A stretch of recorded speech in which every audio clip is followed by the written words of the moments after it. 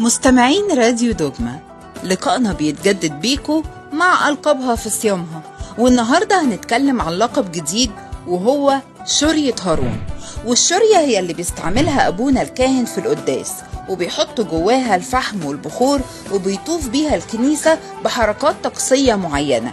أهي الشورية دي بقى هي رمز ولقب قوي لستنا العذراء.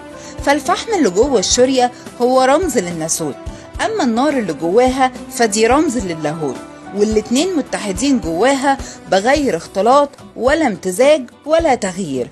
وده بالظبط اللي حصل في بطن أمنا العذراء. فلما اتبشرت بميلاد ربنا يسوع اتحد جواها لاهوت وناسوت المسيح من غير ما تتأثر العذراء ولا تتأذي، لأنه كتير في العهد القديم اتقال عن حضور الله إنه نار آكلة. أما في العهد الجديد فربنا سمح لنا إحنا كمان إن إحنا نتحد بيه في الإفخارستية.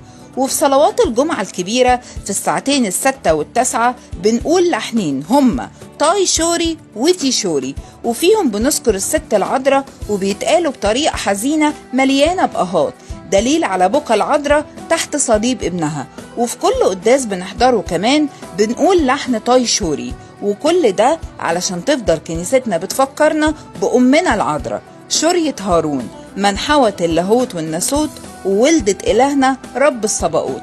تعالوا نراجع في الكومنتات الألقاب اللي قلناها لحد دلوقتي في الحلقات، ونتقابل معاكم في لقب جديد وحلقة جديدة على الراديو.